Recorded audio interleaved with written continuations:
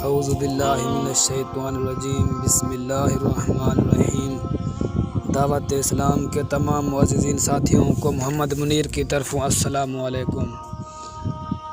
دوستو، آج ہم بات کریں گے حضرت یعقوب علیہ السلام کی دو بہنوں سے شادی۔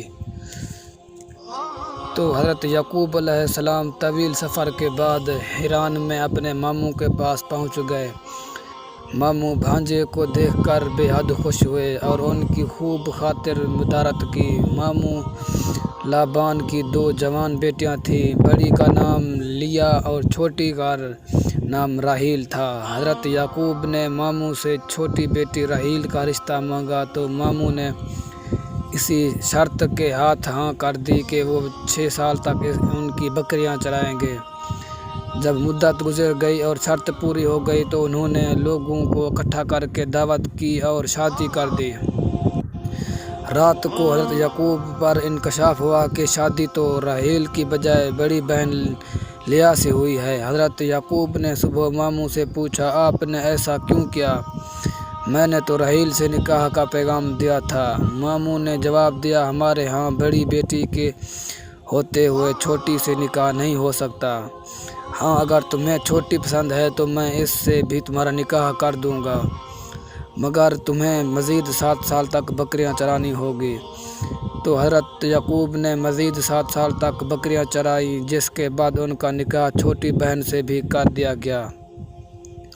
واضح ہے، اس وقت دو بہنوں کا ایک ہی وقت میں ایک مرد سے نکاح ہو سکتا تھا۔ مؤرخین تحریر کرتے ہیں کہ حضرت یعقوب کی 4 بیویاں تھیں، جن سے اللہ تعالیٰ نے آپ کو اولاد کثیر سے نوازا۔ آپ کے ہاں 12 بیٹے اور 1 بیٹی ہوئی۔ بیٹوں کی شادیاں ہوئیں اور پھر ان کی اولاد پھیلتے پھیلتے 12 قبیلوں کی شکل اختیار کر گئی۔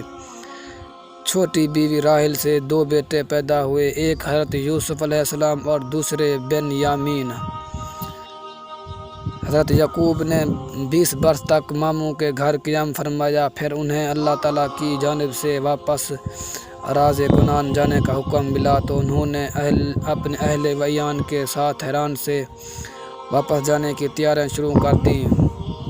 بیٹیوں اور ان کے بچوں سے جدائی کے سبب ماموں اور اداس و غمگین ہو گئے۔ انہوں نے حضرت یعقوب علیہ السلام کو روکنے کی کوشش کی، لیکن وہ تو حاکم الہی کے پابند تھے۔ بالآخر ماموں نے بھیڑ بکریوں کے بڑے ریوڑ اور زیادہ راہ ساتھ کر کے سب کو رخصت کیا۔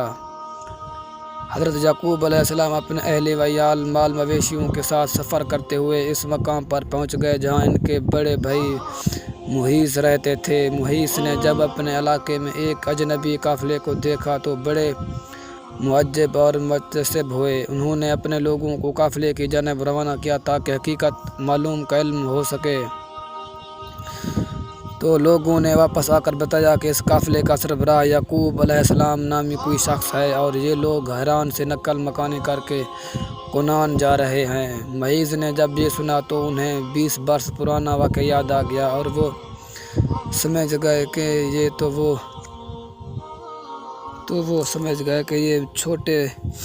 میرے چھوٹے بھائی ہیں یعقوب ہیں۔ پھر محیص نے اپنے قبیلے کے 4 لوگوں کو ساتھ لیا اور حضرت یعقوب کی جانب چل پڑے۔ جب حضرت یعقوب علیہ السلام کو اپنے بڑے بھائی کے آنے کا علم ہوا تو خوف زدہ ہو گئے کہ جس بھائی کے ڈر سے وہ 20 برس والدین سے دور رہے، آج انہی سے سامنا ہونے جا رہا ہے۔ روایات میں ہے کہ اس موقع پر اللہ تعالیٰ نے آپ کے پاس فرشتے بھیجے جنہوں نے کہا کہ آپ پریشان نہ ہو، اللہ آپ کے ساتھ ہے، اپنے بھائی کے استقبال کے لیے تیاریاں کریں۔ اس پیغام سے انہیں بڑا حوصلہ ملا۔ انہوں نے بھائی کو تحفے میں دینے کے لیے اپنے ریوڑ میں سے خوب صورت بھیڑ بکریاں ساتھ لیں اور کچھ دور جا کر بھائی کا استقبال کیا۔ 20 سال کی طویل جدائی نے محیص کے دل سے رنج اور نفرت ختم کر دی تھی۔ چھوٹے بھائی کی محبت نے جوش مارا اور آگے بڑھ کر گلے لگایا۔ دونوں بھائیوں نے ایک دوسرے کو بوسہ دیا اور دیر تک ماضی کی یادوں میں کھوئے رہے۔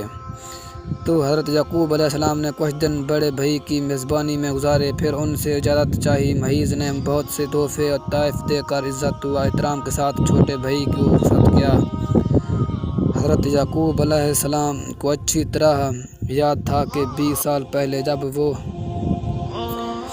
اپنے ماموں کے پاس جا رہے تھے تو انہوں نے منت مانی تھی کہ اگر وہ اپنے والد کے پاس سلامتی کے ساتھ لوٹ گئے تو جس جگہ خواب دیکھا تھا وہاں اللہ کا گھر بنائیں گے۔ لہٰذا وہ 20 سال پرانے راستوں کو یاد کرتے ہوئے یروشلم کے قریب اس بستی تک پہنچ گئے جس کے باہر انہوں نے قیام فرمایا تھا۔ بستی کے باہر خیمے نصب کر دیے گئے اور پھر حضرت یعقوب علیہ السلام نے اپنے بچوں کے ساتھ اس پتھر کی تلاش شروع کر دی جس پر انہوں نے تیل لگایا تھا۔